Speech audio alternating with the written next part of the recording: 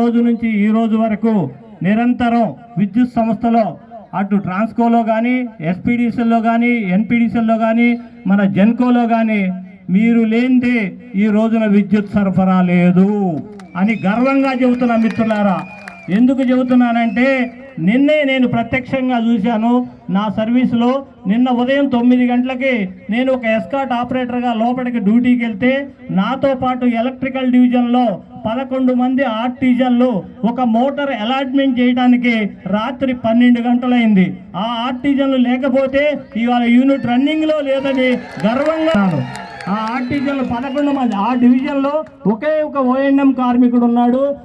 4 ఇంజనీర్లు, ఒక డిఈ కాడ నుంచి 4 ఇంజనీర్లు పనులు నిన్న ఉదయం 9 నుంచి రాత్రి 12 గంటల వరకు నిరంతరంగా పనిచేసి ఒక మోటార్ అలైన్మెంట్ చేస్తేనే ఇవాళ విద్యుత్ సరఫరా జరుగుతుంది.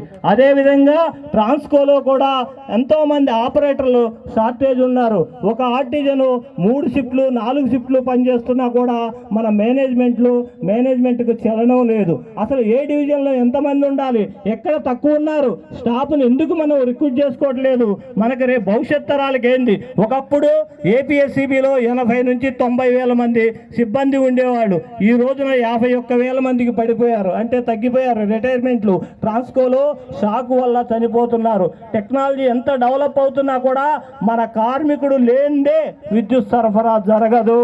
కాబట్టి మన పని మనం చేస్తున్నాం, మన సంస్థ కోసం మనం అహర్నిశలు పనిచేస్తున్నాం. కాబట్టి మనకు రావాల్సినటువంటి న్యాయమైన హక్కులను అడగడం కోసం మనం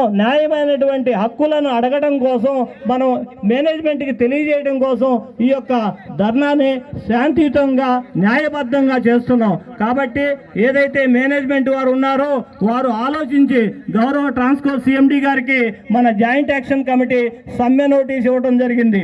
అది త్వరలో 8వ తారీఖు నుంచి మేము సమ్మెలోకి వెళ్తామన్నారు. కాబట్టి మేనేజ్మెంట్ వారు వీరిని చర్చలకు పిలిచి వీళ్ళ యొక్క సమస్యలు విని వీళ్ళ సాధ్యమైనంత వరకు పరిష్కరించాల్సిందిగా Telangana state power employees union 1535 తరఫున మేము కోరుకుంటున్నాం మిత్రులారా. అదేవిధంగా ఆర్టిజన్ కార్మికుల న్యాయమైన సమస్య ఏదైతే ఉందో, ఒక ఈపీఎఫ్ సీలింగ్ కూడా 15,000కే పెట్టారు. ఒక 4th ఇయర్ ఆర్టిజన్ జాయిన్ అయినప్పుడు 15,000తో జాయిన్ అయితే 8 ఇంక్రిమెంట్లు కలిస్తే దానికి రికవరీ చేయకుండా దాన్ని సీలింగ్ పెట్టి రికవరీ కూడా కంట్రోల్ చేస్తున్నారు. కాబట్టి ఎవరైతే కష్టపడి పనిచేస్తున్నటువంటి ఆర్టిజన్ కార్మికులు ఉన్నారో వారికి వెంటనే ఏపీఎస్సీబీ రూల్స్ ఇవ్వాలని చెప్పి ఏదైతే ఈ జేఏసీ తీసుకున్న నిర్ణయం ఉందో దానికి 1535 యూనియన్ ఎల్లవేళలా అండగా ఉంటుందని చెప్పి పూర్తి సంఘీభావం మద్దతు తెలియజేస్తుందని చెప్పి ఈ సందర్భంగా తెలియజేస్తున్నాం మిత్రులారా.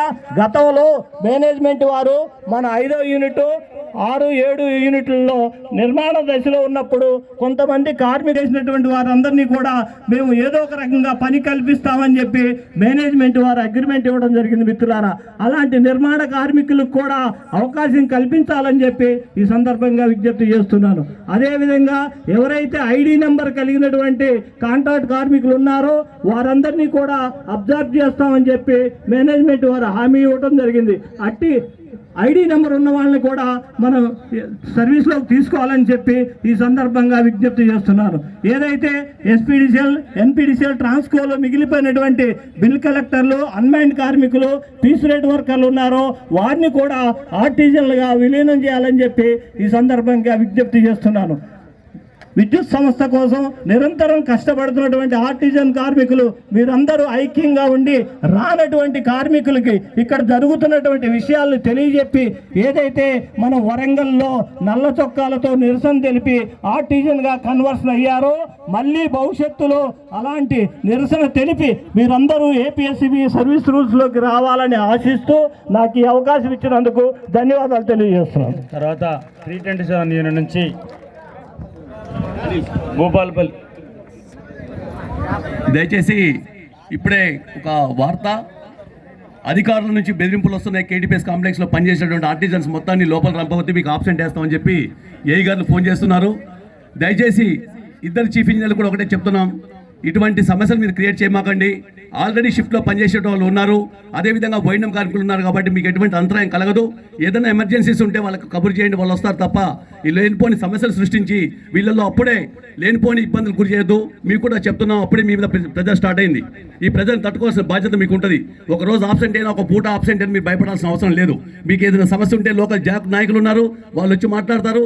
వాళ్ళతో కూడా కానప్పుడు మా సంఘాలు కూడా వచ్చి ఇద్దరు సీగలతో చెప్పి చేస్తాను తప్ప మీరు ఆందోళన చెందేసి లోపల పోయి మీకు మీరు అనవసరంగా వెనకడుగు వేద్దని తెలియజేస్తూ, మరి నాకు ఈ యొక్క టైం తీసుకున్నందుకు దయచేసి నన్ను క్షమించండి. ఎందుకంటే కొంత మీరు బాధపడుతున్నారు, భయపడుతున్నారు, ఫోన్లు వస్తున్నాయి చెప్తున్నారు కాబట్టి ఈ విషయం తెలియజేస్తున్నాను. Thank you.